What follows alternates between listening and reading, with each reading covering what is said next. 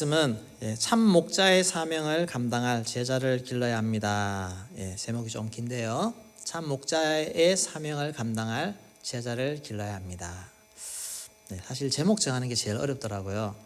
그래서 좀 길게 했습니다. 요즘 LH 직원들의 투기 문제로 온 나라가 시끄럽습니다.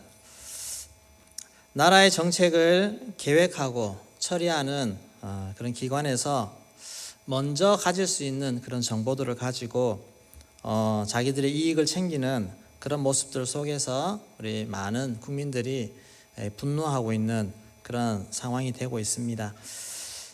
그런데 이런 일이 비단 오늘만의 문제겠습니까?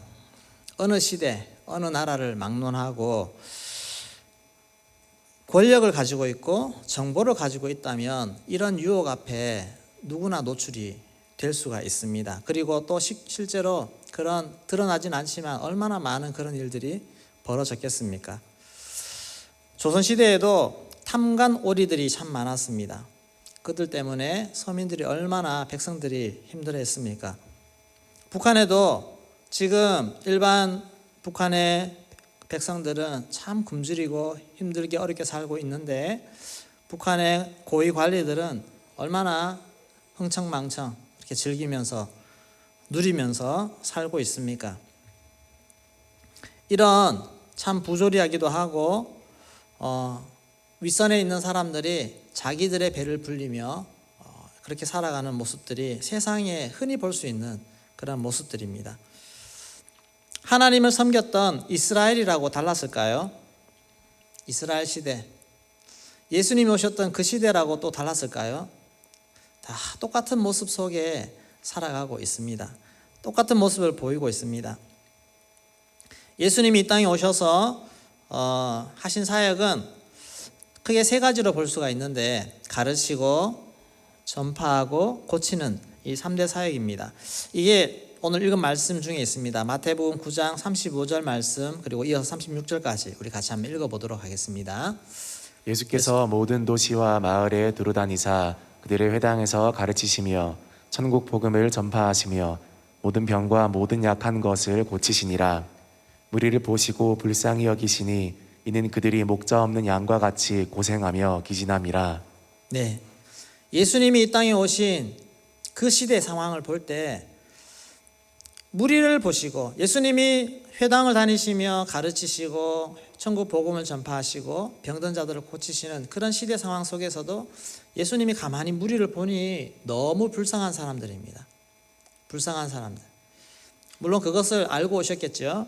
근데 그 불쌍한 사람들의 상황을 어떻게 표현하느냐면 목자 없는 양과 같이 고생하며 기진함이라 그렇게 말하고 있습니다. 목자 없는 양과 같이 고생하며 기진함이라.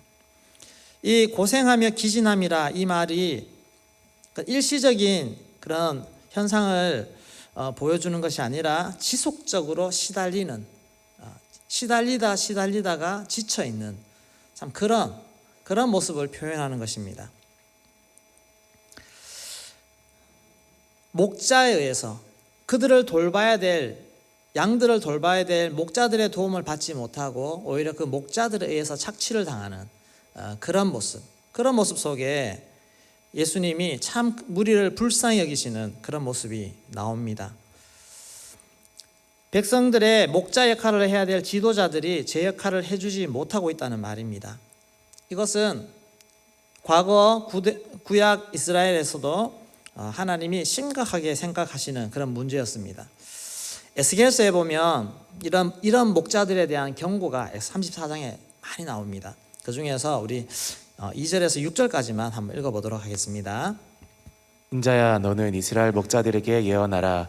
그들 곧 목자들에게 예언하여 이르기를 주 여호와께서 이같이 말씀하시되 자기만 먹는 이스라엘 목자들은 화 있을진저 목자들이 양떼를 먹이는 것이 마땅하지 아니하냐.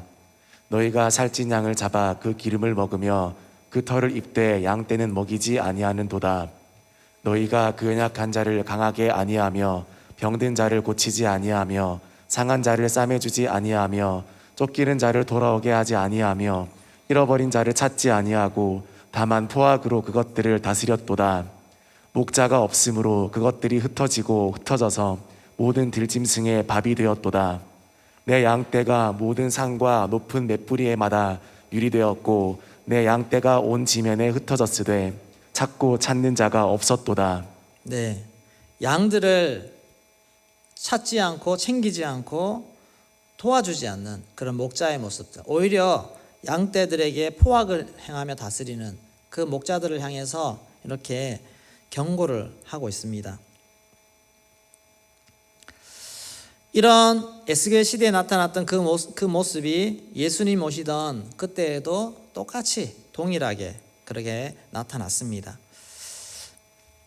오늘 주님은 어떤 사람, 누구를 찾으시는가? 누구를 원하시는가?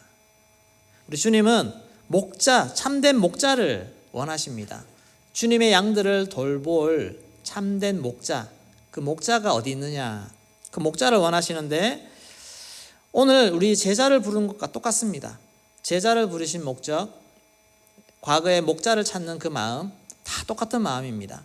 그래서 오늘 우리 제자로 부름받은 우리는 어떤 사람이 되어야 되는가? 주님은 목자, 추수꾼, 제자, 이런 목적을 가지고 우리를 부르셨다는 것입니다. 세상의 리더들에게서는 답을 찾을 수 없습니다. 꼴이 있는 곳으로 인도하고 맹수로부터 양을 지켜주어야 될 목자들이 오히려 양들을 죽이고 있습니다. 싱싱하고 안전한 풀을 찾아 먹이는 것이 아니라 독초를 먹이고 있는 그러한 실정이 오늘날의 목자들입니다. 세상의 목자들. 오늘 정치권에서 밀어붙이는 성정치, 젠더 이데올로기, 이런 것들을 한번 생각해 보십시오. 우리가 이것들을 통해서 우리 다음 세대 아이들이 어떻게 자라나갈 것인지를 한번 생각을 해 보십시오. 이 아이들에게 독초를 먹이는 것입니다. 독초를. 요즘 많이 볼 수 있는 광고, 홍보물, 이런 것들, 인터넷이든 TV든 어디든 홍보물들을 잘 보십시오. 거기에 심심찮게 볼 수 있는 거, 동성 간에 손잡고 다정하게 있는 모습들, 그런 여러 가지 상징적인 그런 모습들이 참 많이 있습니다. 우리가 어른들은 잘 못 보시지만 아이들이 보는 책을 한번 보십시오. 책에도 곳곳에 이런 내용들이 들어가 있습니다. 요즘은 정말 아이들 책을 사주기가 무서울 정도로 너무너무 이런 쪽에서 쓴 책들이 80%, 90% 됩니다. 정말로.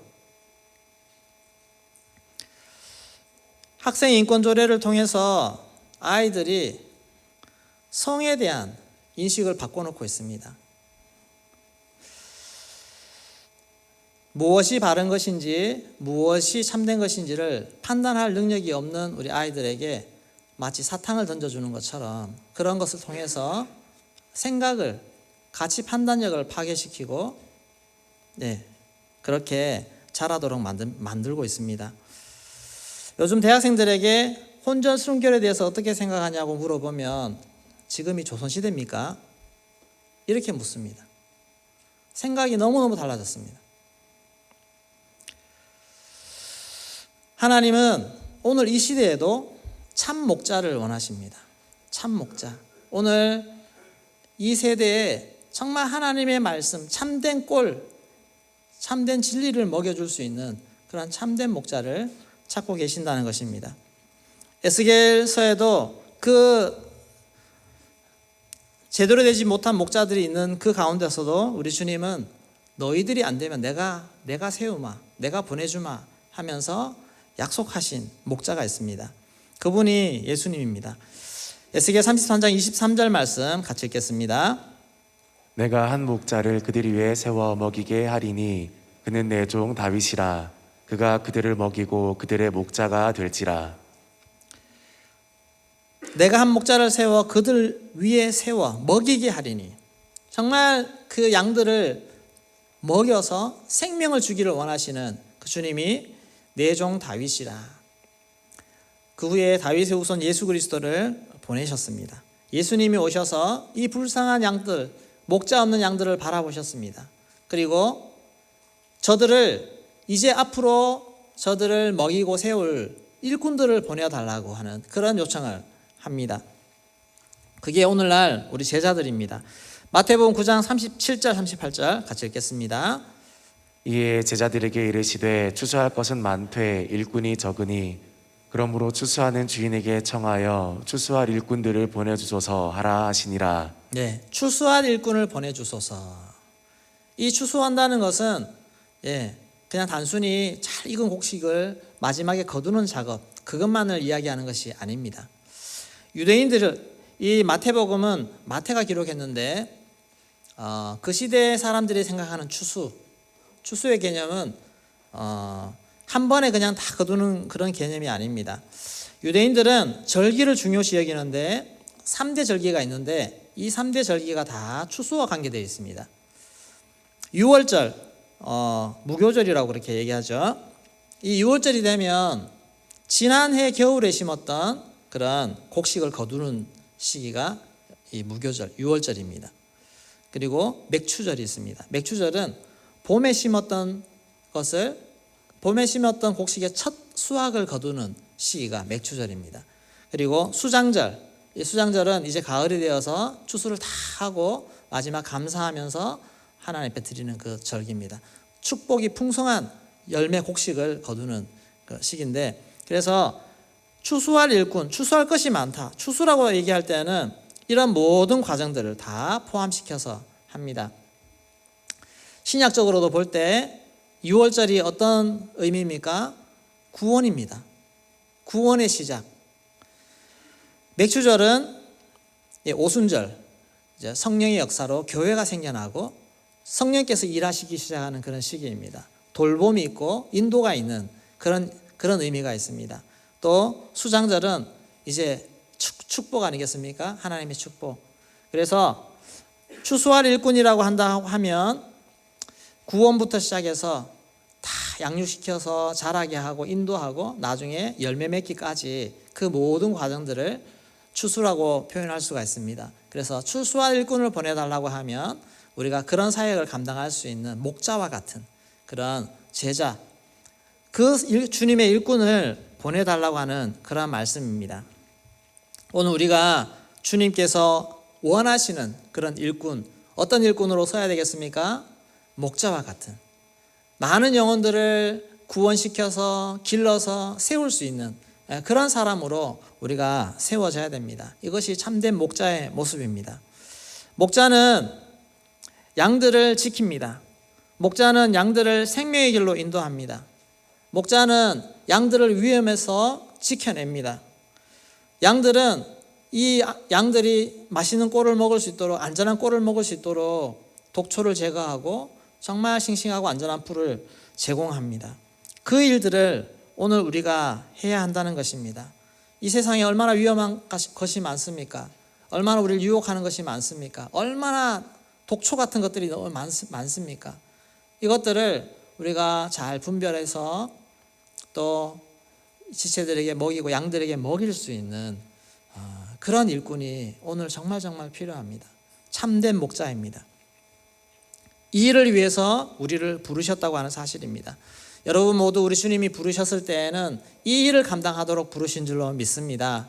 아멘. 참된 목자가 되시기를 소망합니다. 참된 목자로서 자라가셔야 됩니다. 참된 목자로서 성장해 가셔야 됩니다. 이것이 내가 이 땅에 사는 이유고 주님이 나를 부르신 이유임을 믿습니다. 아멘. 두 번째, 우리 주님은 이 부른 목자들을 세상으로 나가도록 합니다. 세상으로 나가야 합니다. 제자들이 세상으로 나가는 것입니다. 예수님은 제자들을 부르셨을 때 부름의 시간들은 다 다릅니다. 베드로를 부를 때와 또 요한을 부를 때와 다 시간은 다릅니다. 마태를 부를 때 다 다릅니다. 근데 오늘 이 마태복음 9장에 이어서 10장에 딱 오면 12제자를 다시 부릅니다. 이것은 이제 세상으로 파송하기 위해서 12제자를 딱 부르는 것입니다. 우리가 구원의 부르심도 있지만 여러분 보내시기 위해서, 우리를 파송하기 위해서 우리를 부르시는 또 다른 부르심도 있습니다. 그 부르심의 음성을 듣게 되면 이제는 내가 나가는구나, 나갈 사람이구나, 그렇게 하는 것입니다. 10장 1절 말씀 같이 읽어보도록 하겠습니다. 예수께서 그의 12제자를 부르사 더러운 귀신을 쫓아내며 모든 병과 모든 약한 것을 고치는 권능을 주시니라. 12제자를 부르셔서 권능을 주시고 이제 세상으로 내어 보내십니다. 1절에는 12제자를 부르사 되어 있는데 2절에 보시면 사도라는 단어가 나옵니다. 사도는 아포스톨로스, 보냄을 받은 자, 사명을 위임받아서 누군가에게 보냄받은 자가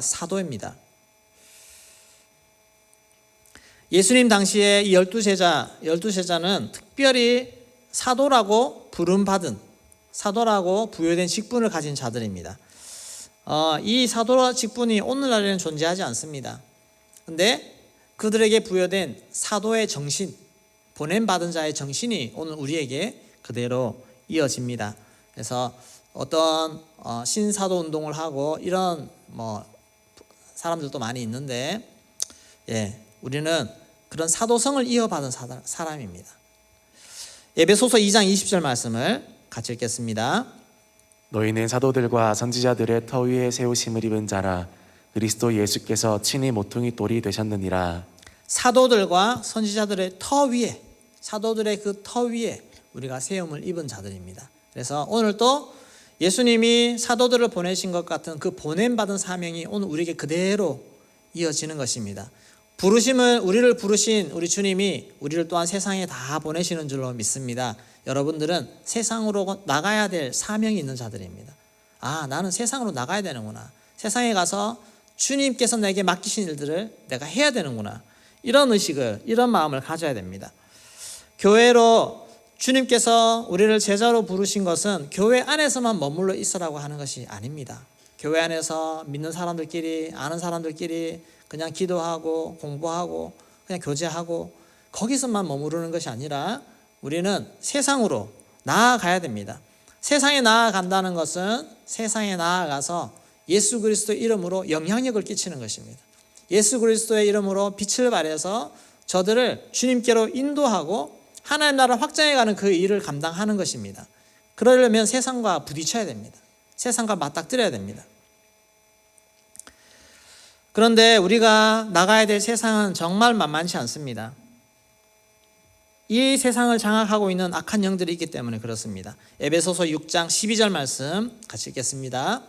우리의 씨름은 혈과 육을 상대하는 것이 아니요 통치자들과 권세들과 이 어둠의 세상 주관자들과 하늘에 있는 악의 영들을 상대함이라. 우리의 상대가 만만치 않습니다. 영의 존재들입니다. 그리고 이 세상의 속성을 가장 잘 표현하고 있는 구절이 10장 16절 말씀인데 같이 읽어보겠습니다. 보라, 내가 너희를 보냄이 양을 이리 가운데로 보냄과 같도다. 그러므로 너희는 뱀같이 지혜롭고 비둘기같이 순결하라. 양을 이리 가운데로 보냄과 같도다. 얼마 전에 뉴스에 보니까 중국에 있는 중국인지 어딘지는 모르겠습니다. 사파리에서 어떤 한 남성이 호랑이에게 물려서 죽었다는 소식 혹시 읽어보셨죠? 못 보셨습니까? 차에 타고 있으면 괜찮은데 얘기하려고 나왔다고 합니다. 잠시 나왔는데 맹수가 뒤에서 그냥 덮치는 거죠. 그 호랑이가 있는 곳, 눈에 보이지 않는 곳에 맨몸으로 나가는 건 자살행위 아닙니까? 근데 이리떼들이 있는데 양을 보낸다고 생각해 보십시오. 얼마나 위험합니까?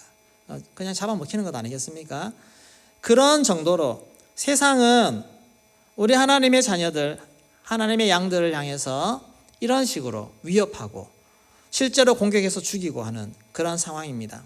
우리가 살아가는 이 세상이 정말 만만치 않다는 것을 기억하십시오. 우리가 육체적으로, 관계적으로 세상 사람들과 잘 지내는 거 물론 주님 은혜 안에서 잘 지낼 수도 있지만 너무너무 세상 사람들과 관계하는 것이 아무 문제가 없다고 하면 나의 신앙을 좀 문제 삼아봐도 될 것 같습니다. 나는 왜 저들과 맞닥뜨려서 싸워야 될 건덕지가 없지? 나는 왜 저 사람들의 삶에 대해서 불만이 없을까? 부딪혀야 되지 않겠습니까? 뭔가 저들의 삶이 못마땅해야 되지 않겠습니까? 저들의 삶에 대해서 내가 내 속에서 분노가 일어나야 되지 않겠습니까? 다릅니다. 또 세상 사람들로부터 좀 한 소리 들어야 되지 않겠습니까? 넌 뭐가 좋아서 그렇게 예수 그렇게 교회 따라 나가면서 그렇게 사니? 너 그렇게 살아서 어떻게 살래? 등등 이런 소리를 들어야 되지 않겠습니까? 세상과 우리가 사는 삶의 방식은 다릅니다. 달라야 됩니다. 그렇다고 그들과 동떨어지는 것이 아니라 우리는 그들 속으로 들어가야 됩니다. 들어가서 거기서 치열하게 살아야 되고 싸워야 되는 그 싸움이 우리에게 주어져 있다는 것입니다. 그로 인해서 이 세상이 하나님 나라를 보게 되고 세상이 하나님 나라가 확장되어 가는 그 일을 이루신다는 것입니다. 우리 주님은 우리를 부르셔서 세상 가운데로 보내시는 줄로 믿습니다. 여러분, 세상에 나은 것을 두려워하지 마시고 세상에 당당히 나아가십시오. 그리고 세상에 나아가서 내가 어떤 일을 해야 되지? 무엇을 해야 되지? 그것을 기도하면서 찾으시기를 소망합니다. 세상에 나가는 것은 참 쉬운 일이 아닙니다. 어려운 일입니다. 알면 알수록 위험한 일이라는 것을 우리가 인식을 해야 됩니다. 그럼 어떻게 준비해야 되겠습니까? 철저히 준비해야 됩니다. 철저히 훈련하면서 나도 준비하고 또 우리 다음 세대들도 그렇게 준비를 시켜야 된다는 겁니다. 군대에서도 특수지역, 정말 위험한 작전을 수행하는 군사들일수록 혹독하게 훈련을 시킵니다. 정말로 훈련을 많이 시킵니다. 그래야 성공할 수도 있고 그래야 성공해야 살아납니다. 작전을 성공해야 살아나지 위험한 작전을 실패하면 죽지 않습니까? 그러니까 살려면 더 훈련을 해야 됩니다. 철저하게.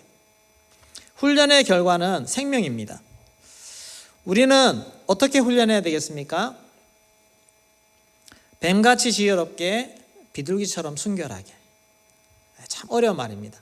뱀같이 지혜롭게 비둘기처럼 순결하게. 세상에서 지혜롭게 대처하면서 순결하게 사는 것이 참 쉽지 않습니다. 두 가지를 다 동시에 하기는 너무너무 어렵습니다. 그래서 사람들이 되게 편향된 모습으로 나타납니다. 요즘 제가 세상 살아가는 법을 조금 이렇게 배워보니까 제가 너무 세상을 모르는구나. 뭐 하면은 세금을 얼마 내고 이런 것도 잘 모르더라고요. 저는 정말 너무너무 모르더라고요. 그래서 이렇게 살아서 안 되겠구나. 너무 모른다는 생각이 들었습니다. 좀 알아야 대처할 수 있고 알아야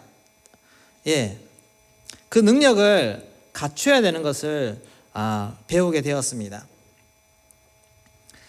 근데 세상을 알다 보면 세상의 방식을 이용하고 싶어집니다. 세상 사람들은 저렇게 돈 버네. 세상 사람들은 저렇게 성공하네. 그래서 세상의 방법에 자꾸 유혹에 넘어갈 수가 있습니다. 그래서 이게 어려운 것입니다. 세상을 아는 것은 정말 필요하고 좋은데 그 방식에 내가 빠져들어가지 않으려면 내가 영적으로 하나님 앞에 막 붙잡혀 있어야 됩니다. 세상을 잘 알지만 세상의 모든 방식을 파악하고 있더라도 세상의 방식을 따라가지 않는 것, 이것이 진짜 영성입니다. 여러분, 이런 사람들이 많이 나오기를 소망합니다. 그래야 세상과 싸울 수 있습니다. 요즘처럼 이렇게 영적인 그리고 진리의 말씀에 대한 공격이 심하고 법적인 문제로 막 법을 제정해서 만드는 이런 시대에도 우리는 알아야 됩니다. 제대로 알아서 제대로 대처하는 방법을, 능력을 가져야 싸움에서 이길 수가 있습니다. 그런 많은 실력자들이 나올 수 있기를 소망합니다. 우리 대형교회도 다음 세대에서 이렇게 법을 많이 알고 또 세상을 정말 잘 알아서 그들이 세상의 방식을 통해서라도 승리할 수 있는 그런 실력 있는 자들이 많이 나올 수 있기를 소망합니다. 그것 위에 또 가져야 되는 것이 거룩한 능력입니다. 거룩한 능력, 유혹을 이길 수 있는 능력은 하나님으로부터 옵니다. 하나님을 알고 하나님을 사랑하고 하나님을 경외하는 마음이 있을 때 유혹을 이길 수 있습니다. 여러분, 아는데 넘어지는 거 경험해 보셨죠? 유혹이 왔을 때 이거 하면 안 되는 거 아는데 그것을 합니다. 이게 연약한 사람 마음이에요.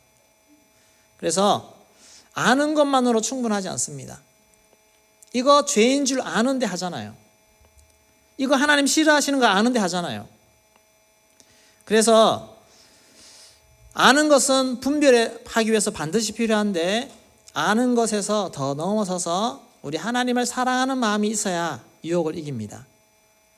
이거 하면 하나님 정말 싫어하시겠네. 그래, 나는 하나님을 더 사랑해. 하나님이 기뻐하시는 일을 할 거야 라는 그 마음이 내 안에 올라올 때 그것을 막을 수 있습니다. 아내가 있는 남자가 다른 여자에게 넘어가는 이유는 왜 그렇겠습니까?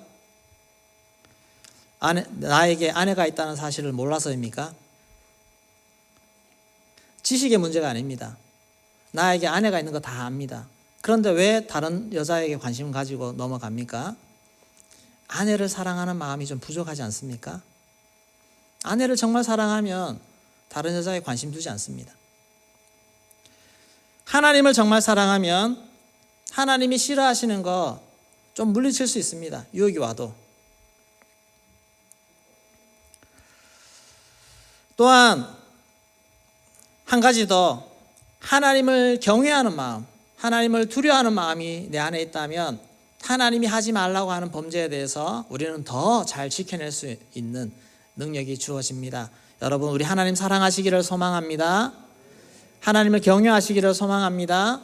이 마음이 내 안에 더 가득가득 채워지면 우리는 거룩한 능력을 가집니다. 죄를 이길 수 있는 영적인 능력을 가질 수가 있습니다. 우리 아이들에게, 다음 세대 아이들에게, 우리 아이들도 이런 목자로 세워져야 되지 않겠습니까? 세상을 감당할 수 있는, 세상의 양들을 챙겨낼 수 있는 그런 목자로 우리 세워야 되지 않겠습니까? 그러려면 우리 아이들도 뱀처럼 지혜롭고 비둘기처럼 순결한 아이로 길러줘야 되는데, 문제는 두 가지를 동시에 어떻게 가르치냐는 것입니다. 세상 것도 가르쳐주면서 순결한 걸 가르쳐줘야 되는데, 동시에 되지 않으면 여러분 무엇부터 해야 될까요? 우리 아이들은 거룩한 것부터 가르쳐야 됩니다. 거룩한 것부터. 아이들은 막 인격도 지식도 모든 것이 자라고 형성되는 시기입니다. 생각이 정말 말랑말랑 많이 바뀔 수 있는 이 시기에 좋은 것을 경험시키고 좋은 것을 가르치고 바른 것을 가르쳐 주어서 그것이 잘 자라면서 굳어지도록, 형성하도록, 강해지도록 그렇게 그 시간을 만들어주고 지켜줘야 됩니다. 보호해줘야 됩니다. 세상은 성인이 되어서 나중에 커서 경험할 것입니다. 그때 되면 잠시 세상으로 빠질 수도 있습니다. 이때까지 경험해보지 못한 세상을 대학 들어가서 한번 세상 맛보고 정신 못 차리고 한번 흔들릴 때도 있습니다. 그러나 그때라도 어릴 때 10대 후반에 청소년기에 세상을 맛보는 것보다 훨씬 낫습니다. 여러분, 세상의 미디어 미리 맛보지 경험하지 않도록 그렇게 해줘도 됩니다. 아이들 자라면서 세상을 알아야 된다고 이것도 보고 저것도 보고 그렇게 경험 안 시켜도 됩니다. 나중에 커서 해도 됩니다. 충분합니다. 우리 어릴 때는 아이들에게는 좋은 것만 주십시오. 하나님 말씀을 가르치십시오. 그리고 눈으로 더러운 거 보지 않도록 여러분 지켜주시기를 소망합니다. 한번 눈에 각인된 이미지는 사라지지 않습니다. 정말로 아이들이 죄악에 노출되지 않도록 우리가 참 목자의 역할을, 우리 아이들을 향한 참 목자 역할을 우리 부모님이 해주셔야 됩니다. 그냥 대수롭지 않게 생각하고 그렇게 던져주지 마시고 정말 아이들 연약함을 아시고 우리 부모님들이 잘 지켜주는 은혜가 있기를 소망합니다. 그런 의미에서 우리 부모님들이 아이를 다룰 때는 좀 지혜롭게, 정말 뱀처럼 지혜롭게 하십시오. 아이들을 이렇게 넘어설 수 있는 지혜를 가지십시오. 아이들이 순전하다고 아이들 그냥 믿어주지 마시고, 순전하게 우리 아이는 다 잘할 거야, 믿어주는 우리 부모님들 발등 찍힙니다. 절대로 그렇게 하지 마시고 철저하게 아이들을 위해서입니다. 아이들을 위해서.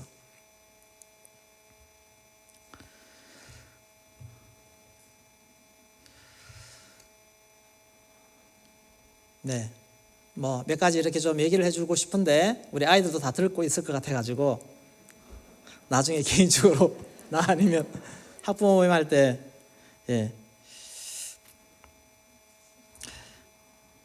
우리 아이들이 다 듣고 이렇게 하더라고요. 아무튼 우리 아이들, 우리 청소년 여러분, 우리 초등학생 여러분, 부모님을 신뢰하시고 교회를 신뢰하시고 선생님을 신뢰하시고 좀 답답하고 하더라도 믿고 잘 따라와 주시기를 부탁드립니다. 여러분들의 생각은 판단력이 너무너무 아직 부족합니다. 어른이 되어보면 압니다. 그때 내가 왜 그 생각을 했을까? 수많은 우리 어른들, 부모님들이 여러분 시기에 다 실수했어요. 예, 저도 실수했고요. 그래서 어긋난 길로, 엉뚱한 길로 가지 않도록 지금 이렇게 애쓰고 노력하고 있는 거 여러분들이 열린 마음으로 받으면 정말 이 시기를 은혜롭게, 거룩하게, 복되게 보낼 수 있습니다.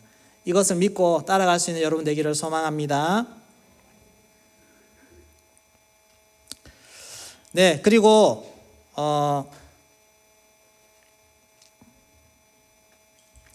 요즘 교회가 세상에서 참 욕을 먹고 있는 일이 참 많습니다. 악의적인 공격도 있지만 좀 한편으로는 좀 지혜롭게 대처하지 못해서 그렇게 스스로 욕을 자초하는 그런 경우들도 없지 않습니다. 있습니다. 그런 면에서 때로는 우리가 세상에 나아갈 때 지혜롭게 대처하는 것들도 우리가 훈련할 필요가 있다는 생각이 듭니다. 쓸데없이 말을 만들지 않고 쓸데없이 공격받지 않도록 그렇게 조심해야 될 부분도 분명히 있는 것입니다. 믿음이 있다고 호기를 부리다가 코로나에 걸려서 세상의 지탄거리가 되는 그런 일들도 꽤 있습니다. 바울은 강력한 믿음, 열정이 있었지만 때로는 아주 지혜롭게 대처하는 것을 볼 수가 있습니다. 바울이 그 일행에 디모데가 합류했을 때 바울은 디모데에게 할례를 시켰습니다. 그 당시 바울은 할례파들하고 싸울 때였습니다. 할례 시킬 필요 없다. 왜 이방인들에게 할례를 시키느냐고. 그렇게 복음 구원과 할례는 상관없다라고 말하는 그런 사람이었는데, 근데 바울은 왜 디모데에게 할례를 시켰을까요?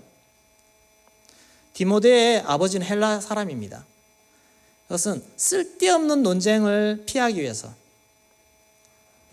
괜히 데리고 다니는데 이 할례 받지 못했다고 하면 복음 전하는데 조금이라도 걸림돌이 될까 싶어서 그렇게 할례를 시켰습니다. 그것은 바울이 자기의 소신을 굽힌 것이 아니라 효과적으로 복음을 전하기 위해서 그렇게 하는 것입니다. 여러분, 그런 것도 필요합니다.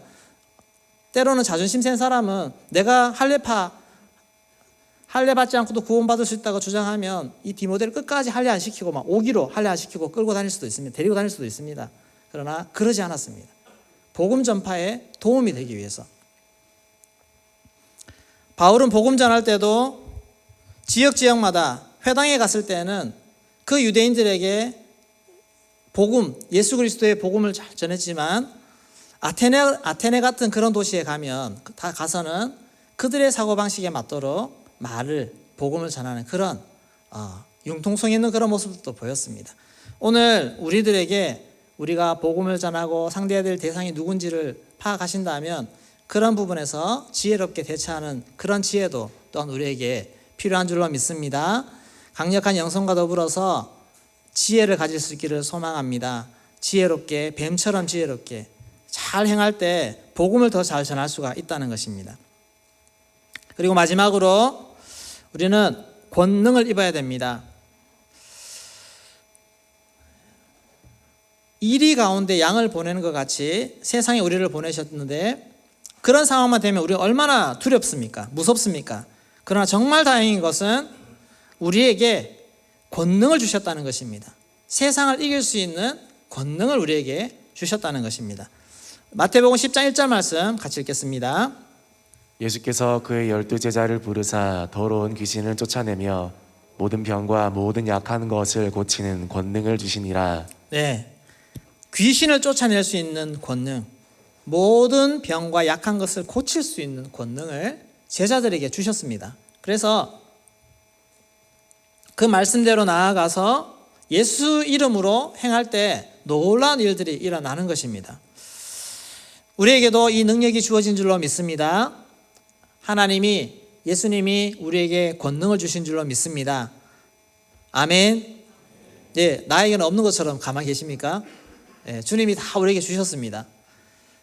우리 주님이 주신 권능 잘 사용할 수 있기를 소망합니다. 언제 그것이 나타납니까? 기도할 때 나타납니다.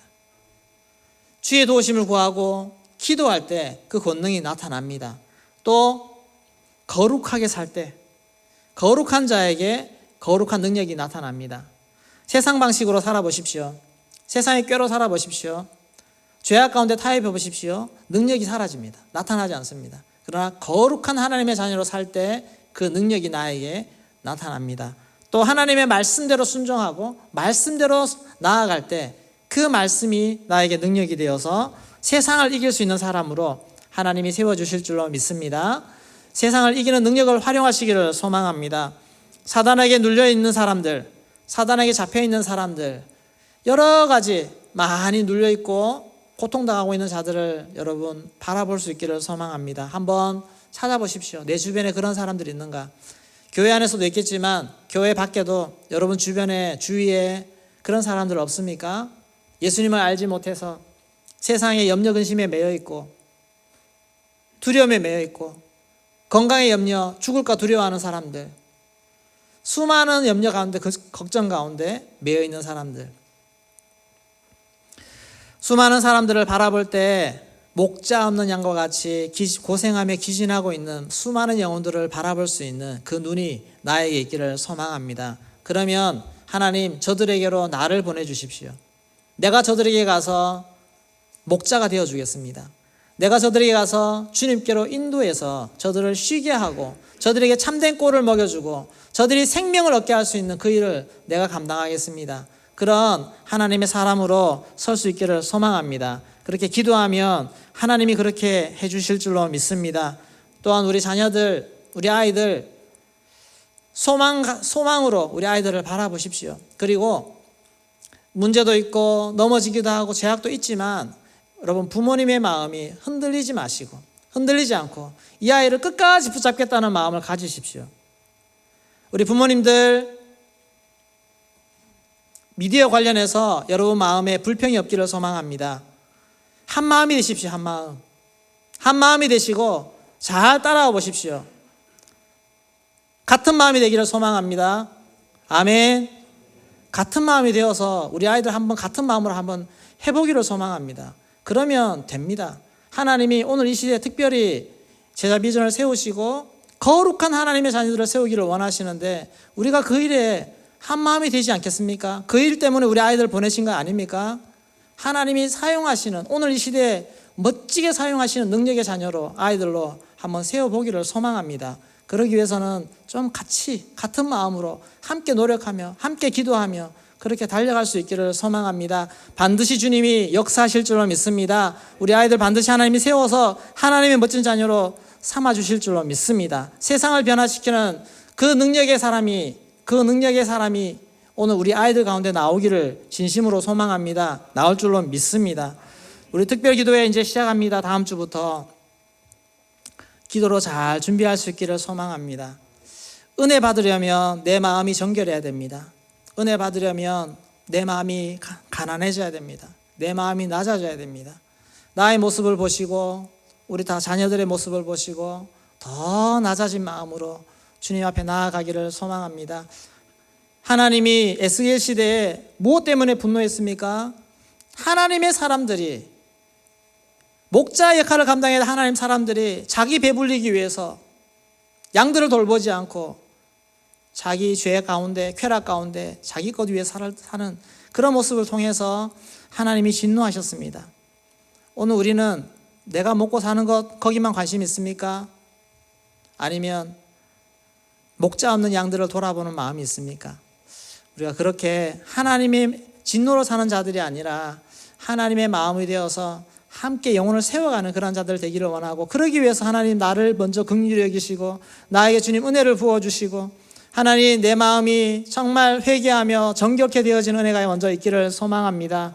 그리고 하나님 이번 기도회 동안에 내가 가장 은혜 받는 자 되기를 소망합니다. 그렇게 하나님 앞에 엎드리면 주께서 긍휼히 여기시고 은혜를 열어주시고 하나님의 놀라운 축복의 변화 역사들을 오늘 나에게, 우리 가정에게, 우리 자녀에게 부어주시는 역사가 나타날 줄로 믿습니다. 그런 은혜를 사모하면서 주님 앞에 나아가기를 소망합니다.